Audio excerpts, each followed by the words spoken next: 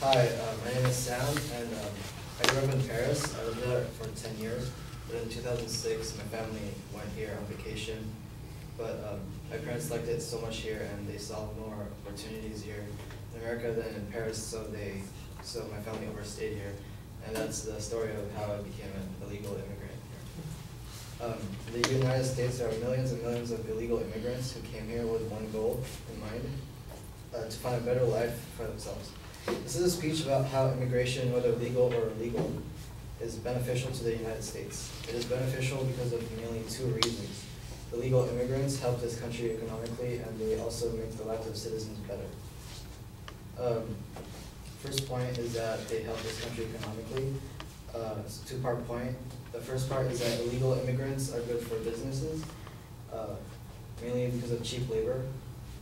Companies and businesses don't really have to pay illegal immigrants as much as citizens, so it's easy for them to get more work for less money.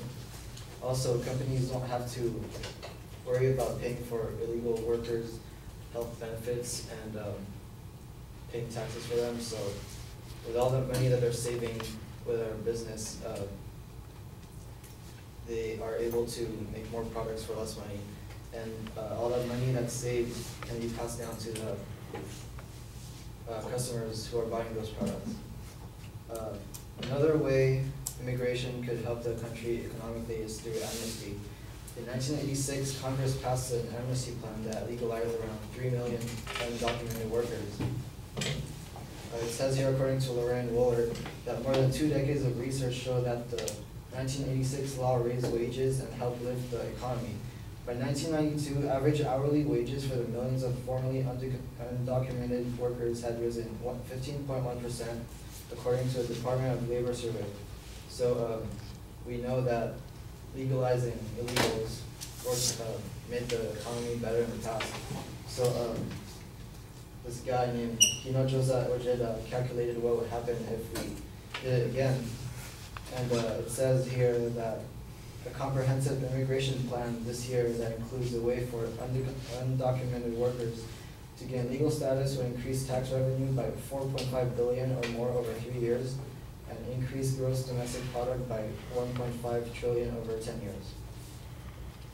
So now that we have sort of an idea of what would happen if we legalized illegal immigrants, I think we should do that. Also, it's good for the economy because all these baby boomers are retiring and leaving the workforce, so putting more legal workers in the system would make up for the loss of workers. Another reason why illegal immigration is beneficial to the United States is that it makes citizens' lives better. Ever since illegal immigrants have been coming here, the underclass has been getting smaller and smaller. The underclass is basically the class below the middle class, the one closest to the poverty line. And it says here that for every poor immigrant family we imported during that time, more than 3 native-born families were exported from poverty, which means that for every poor Mexican, illegal family that came here, 3 families that were citizens moved up in the social scale and economic scale. Ladder.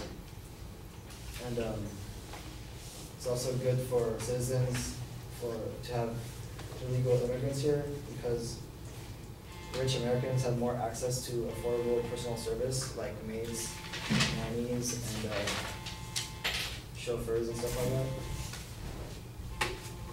And also there was a study that the arrival of immigrants encourages native-born Americans to not drop out of school. So yeah. So basically, in conclusion,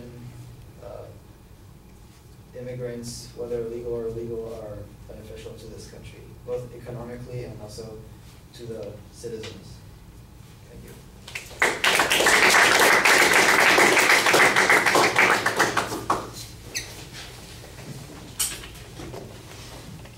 At 4:30, it's saying.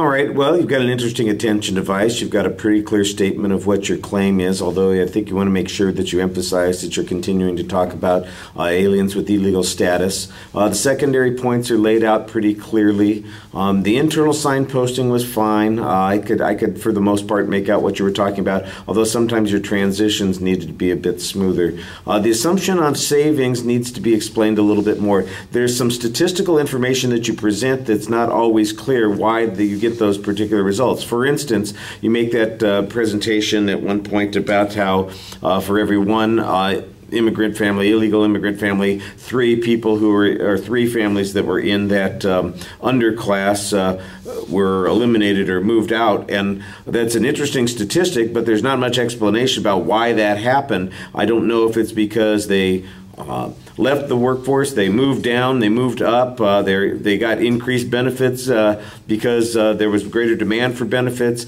It's a little vague, and a statistical correlation like that is not really useful if you're making a cause-effect claim, which is the argument that you're making. I thought that you did a pretty good job providing some authorities on the sources that you're presenting, so that was solid. You sound like when you're presenting it, you do sound quite a bit like you're wandering on the subject. Even though you set up a structure for the speech, it doesn't really feel like it's building too much of a crescendo, or that each of those individual points is particularly convincing. However, I did think at the end that you had a nice summary, and it made it sound a lot more forceful than it had sounded while you were presenting it, and I think you need to do that kind of thing a little bit more during the speech. You do get involved in making some policy claims in the argument. You're talking about why we need to have amnesty. You're arguing about why we should go ahead and do this kind of thing, and that's a shift. You're not really making the claim of fact anymore. You're making a policy claim, and that's a little problematic. All right.